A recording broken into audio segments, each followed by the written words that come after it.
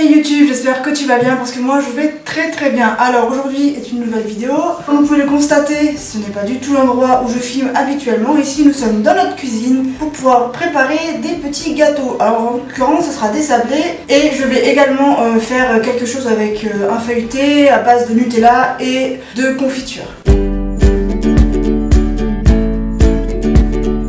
Et donc pour la première partie, il va me falloir un feuilleté, alors on peut prendre n'importe quelle marque, un verre, c'est juste pour avoir la forme, tout simplement assez grande. Et ceci, alors c'est du Nutella et de la confiture, il faut le mettre dans des petits récipients et ensuite vous le réservez au congélateur pendant 3 heures. Moi je l'ai déjà fait pour éviter d'attendre 3 heures. Donc bien sûr, je l'ai acheté, mais on aurait pu tout aussi bien la faire, sauf que je le savais à faire tout à l'heure. Donc du coup j'ai préféré l'acheter, que ce soit moins chiant. Bon, visiblement c'est chiant en fait. Alors bien évidemment on enlève le carton, on garde la feuille du dessous pour éviter que ça colle. On évitera de mettre de la farine partout.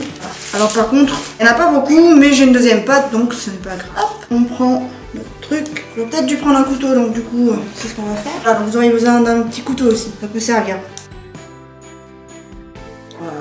Voilà notre premier rond.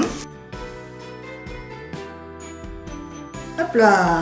Donc si vous n'y arrivez pas, vous le rentrez un tout petit peu et vous le ressortez. Voilà, donc en gros, ce qui va se passer, c'est que je vais prendre le Nutella. En fait, si je le durcis, c'est tout simplement qu'à la cuisson, il va fondre au lieu de sécher. Voilà, c'est tout simple. Vous faites comme ça et vous aplatissez les bords, tout simplement. Bon, j'ai peut-être mis un peu trop de Nutella, mais c'est un essai, donc du coup, je peux pas savoir. Voilà, donc en fait, ça va faire une petite boule. Alors vous essayez de faire un truc joli et créatif, mais moi je suis pas très douée donc... Et si vous voulez qu'il soit un peu plus doré, chose que je n'ai pas dit tout à l'heure, c'est qu'il va falloir sortir un jaune d'œuf et le badigeonner tout simplement. Il y aura une secoupe volante un peu écrasée. Voilà, donc ça doit donner ça, après vous le mettez sur une plaque. Pour l'instant il y en a sur le côté puisque je les ai pas fait.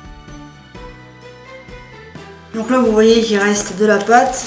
Et bah, vous allez la réétaler tout simplement pour pouvoir essayer d'en faire d'autres. On va pas gaspiller tout ça, ça servira à rien. Mais on le fera tout à l'heure. Donc maintenant on fait exactement la même chose avec la confiture. Alors la confiture en fait je savais pas mais elle ne gèle pas. Du coup je suis en train de m'en mettre partout. Alors il va me falloir une cuillère et on va faire ça avec la petite cuillère. Vous lavez-vous les mains surtout, ne faites pas les pores. Ce serait pas très hygiénique. Voilà. Donc du coup vous l'étalez un petit peu et vous faites la même chose, vous le reposez dessus. Alors du coup on va les reconnaître. Là pour l'instant on les reconnaît mais peut-être que tout à l'heure on les reconnaîtra pas. Je sais pas du tout, je sais pas si j'en ai mis assez, c'est vraiment un premier jet, c'est vraiment un test. Voilà, j'ai mis un F, tout simplement pour dire que c'est de la fraise. Voilà, ça donne ça, c'est pas... Vous avez des recettes à me dire, à faire. Moi je suis toute oui, pas de problème.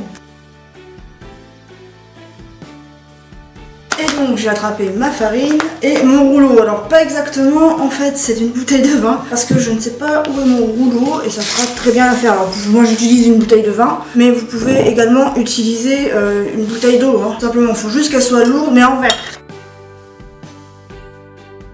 Et voilà, on réétale notre pâte.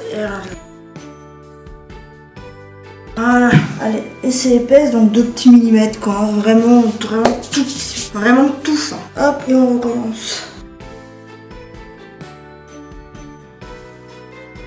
Donc une fois qu'on a fait ça, il faut aussi allumer le four, donc je vais l'allumer et le mettre au thermostat 3 ou 4. En fait j'ai mon four qui ne fonctionne pas très bien, un coup il fonctionne très fort et un coup pas assez, donc on fera la minute. Une fois le four chaud, vous prenez tout ça. Vous mettez sur une grille et hop, vous enfournez au four. Alors pareil, là, je vais le laisser 10 minutes, un quart d'heure et j'irai vérifier si tout est cuit. Maintenant, nous allons préparer le sablé de Noël. Alors pour cela, il nous faut 150 g de beurre. Il vous faut donc le beurre forcément. Bon, vu que moi c'est une vieille balance, j'utilise un bol, je le mets dedans et je le mets à 0. Voilà, donc pour les petits sablés, environ 30. Je sais pas à peu près combien j'en fais d'habitude. Je mets 130 g de beurre. Bon, moi je vais laisser à 100. Mais vous pouvez mettre entre 100 et 130. Voilà, donc ensuite ça vous le faites revenir à feu doux pour qu'il soit à l'état liquide. Donc il vous faut bien entendu une casserole. Et vous faites bien à feu doux. Vous pouvez le faire également au micro-ondes. Surtout vous ne le faites pas cramer. Parce que cramer c'est cancérigène. Je préfère vous avertir. Ensuite, en attendant, il va me falloir 100 g de sucre. Un récipient pour pouvoir le mettre dedans. Et il vous en faut 100 g. Alors vous n'hésitez pas. Et hop là, 100 g. Ensuite, vous pouvez le mettre dans votre récipient. J'entends mon beurre, donc je reviens. Donc, me voici revenu. Il me faut également 350 g de farine. Donc, on va prendre la farine. Et on n'hésite pas. Alors, je crois qu'il ne va pas rentrer. C'est bien ce qui me semblait. Hop là.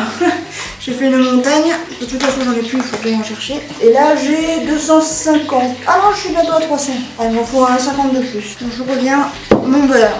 On va le laisser refroidir quelques instants. Donc ensuite on doit le mettre avec le sucre. Donc pour l'instant nous n'avons plus besoin de ceci. Nous avons besoin du sucre. Ensuite notre beurre que je mets dedans. Le fouet et on brasse. Ça doit être un peu mousseux en fait tout simplement. Faut que ça se mélange bien.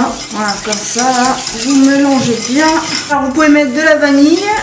Si vous le souhaitez, en liquide ou les grains hein, tout simplement.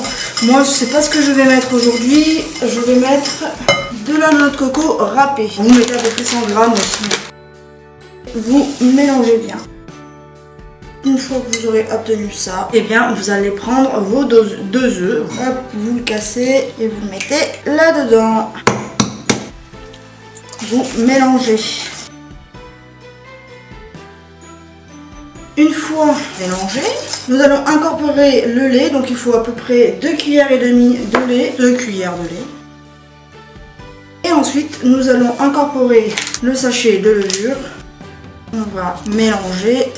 Et nous allons incorporer tout doucement notre farine. J'ai bien dit tout doucement parce que ça va être de plus en plus dur, sachant que là il me manque 50 g de farine et que bientôt je vais changer d'ustensile parce que sinon ça va s'accrocher partout.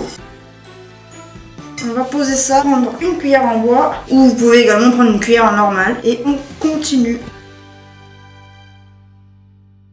Je fais une toute petite pause parce que j'ai mis quelque chose au four. Ça cuit doucement mais sûrement. On va continuer. Là ça devient de plus en plus dur. Vous auriez pu aussi le faire au batteur. J'ai la machine mais encore une fois j'y ai pas pensé. Alors vous voyez, c'est en train de former une pâte très difficile. Je vais encore devoir changer d'ustensile. Je vais encore rajouter mes 50 g qui me manquaient. Et voilà. Ceci dit, j'enlève mes bagues parce que mon ustensile, ça va être mes doigts. Alors je sais pas, il y en a beaucoup qui aiment bien travailler la pâte avec ses doigts, tout ça. Non, pas du tout. Pour moi, c'est plus un supplice. Voilà, alors vous faites en sorte que ça ressemble à une petite boule. Voilà, ma boule est terminée. J'ai plus qu'à la mettre 30 minutes au frigo avec un torchon dessus. C'est pour le temps qu'elle ait le temps de durcir pour pouvoir la travailler. En attendant, je vais vous montrer ce que j'ai fait tout à l'heure parce que ça a fini de cuire. Donc ça ressemble à des petites boules en fait. On dirait des petites boules de pain, vous savez. Voilà. Et là, donc maintenant il ne restera plus qu'à le déguster. Oh, bah, je viens de l'éclater celui-là. Mais pour l'instant, on va les laisser refroidir. Et je vous dis à dans 30 minutes. Et voilà, 30 minutes après, ma pâte est prête. Elle est là, je ne me veux pas devant. Donc on va l'étaler. J'ai mis de la farine partout sur mon plan de travail afin que la pâte ne colle pas. Et on va l'étaler. Alors j'essaie de reformer une petite boule afin d'éviter que ça fasse trop de brisures. Je vais récupérer un peu la pâte qu'il y a au fond de mon saladier. Ça fait pas la même pâte que la première fois. Même si elle n'est pas carrée et qu'elle ressemble à rien, c'est pas grave.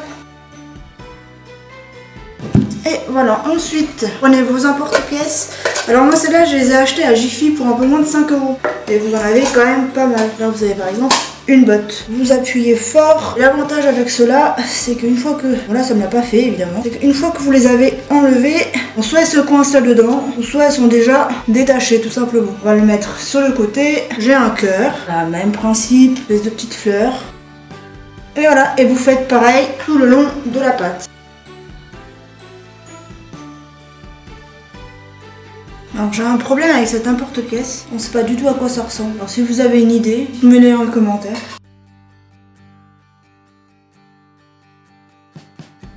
Une fois que vous avez fait tous vos emporte-pièces, là vous avez vu il vous reste de la pâte. Donc vous reprenez toute la pâte, vous refaites une boule. Même s'il y a de la farine, c'est pas grave, c'est fait pour. Et après, plus vous travaillez votre pâte et plus c'est difficile à faire parce que elle devient chaude, donc soit plus friable, soit plus collante. Là en l'occurrence, elle est plus friable. La première fois que j'ai essayé de faire ces gâteaux-là, c'était beaucoup plus simple, mais il n'y avait pas de noix de coco. Là, je pense que c'est surtout la noix de coco qui fait ça. Avec la vanille, j'ai pas la même consistance. Bon, une fois après avoir fait ça, je vais la mettre sur le côté un tout petit peu.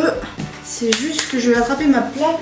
Alors je vais prendre ça, c'est mon dessous de plat. Plaque de cuisson est encore chaude. Donc, cette plaque là, il va nous falloir du papier de cuisson, ou papier sulfurisé comme vous voulez. Donc voilà, vous le coupez, vous le posez. Alors ensuite vous prenez vos petits emporte-pièces, petits gâteaux, vous les mettez là.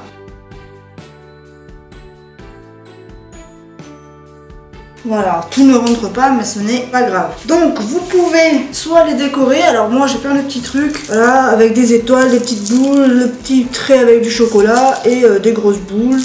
Voilà, alors ça, vous mettez ça, ou soit vous mettez plus de la noix de coco par-dessus dessus. Je pense bien que c'est ce que je vais faire là, pour cette fournée. Voilà, celle-ci est terminée, je vais la mettre au four pendant à peu près 5-10 minutes, tout dépend de votre four. De toute façon, tous les détails seront écrits dans la description. Ensuite, on enlève ceci, on remalaxe une dernière fois et on la repose. Et on refait ça jusqu'à obtention d'une bonne pâte et jusqu'à ce qu'il n'y en ait plus.